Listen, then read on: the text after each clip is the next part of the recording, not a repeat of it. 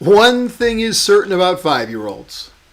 If something pops into their head, it won't be long until it pops out of their mouth. Hey, welcome to Mornings with Bishop Robert. Thanks for joining me. I'm really grateful you're here. You know, my goal is to introduce people to the Jesus they never knew, and then help them get to know him and his word personally and better. So if our time together today speaks to your heart, let me invite you to like, subscribe, and also share this with a friend. Hey, we've all heard kids say some crazy things. Here are some good ones, some of my favorites. I thought I needed a hug, but all I really needed was pancakes. Have you been to kindergarten? Because you're acting like you haven't. Eat dessert first.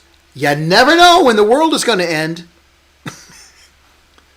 My mommy says that I should ignore people I don't like, and, well, that's you. Well, of course, even with adults, we sometimes found that the same thing occurs. It just takes longer. But sooner or later, what's on the inside of us will present itself on the outside for others to see. You know, renowned Christian author C.S. Lewis had some great insight on the things that just sort of pop out of our mouths when we're surprised.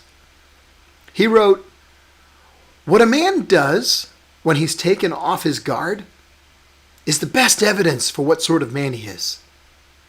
Surely what pops out before the man has time to put on a disguise is the truth. If there are rats in a cellar, you're most likely to see them if you go in very suddenly. But the suddenness doesn't create the rats. It only prevents them from hiding. In the same way, the suddenness of the provocation doesn't make me an ill-tempered man. It only shows me what an ill-tempered man I am. The rats are always there in the cellar, but if you go in shouting and noisy, they'll have taken cover before you switch on the light." Well, sometimes you got to deal with the rats in the cellar. And if you want to deal with the rats in your cellar, the best approach is found in faith in Jesus.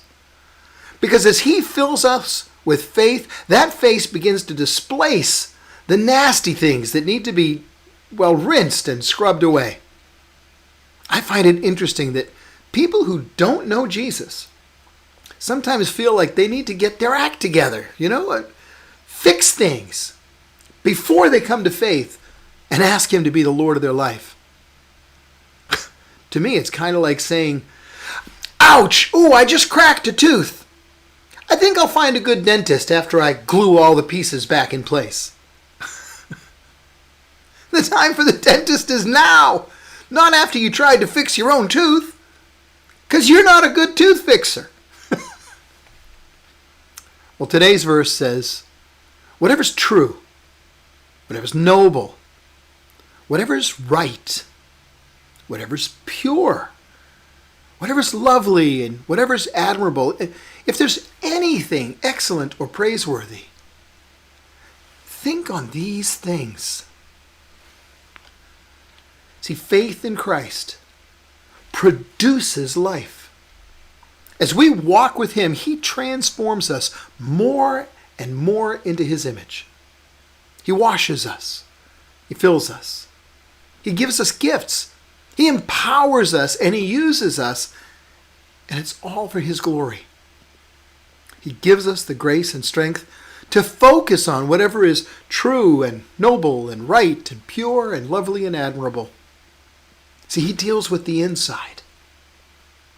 And whatever's inside will eventually show on the outside. Always. Have faith in Christ. And that faith will cause you to yield to him and his plans for you and your life. And then, what's on the inside, when that comes out, that'll be a good thing.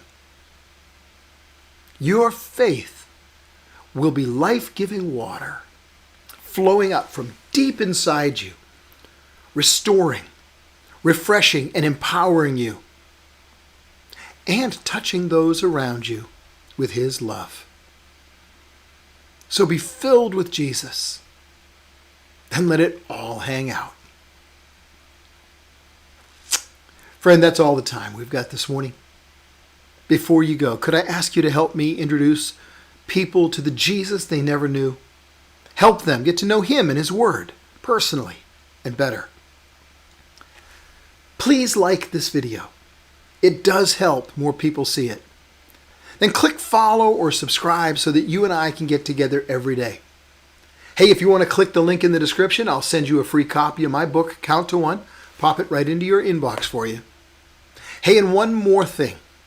This video, would you share this video with a friend?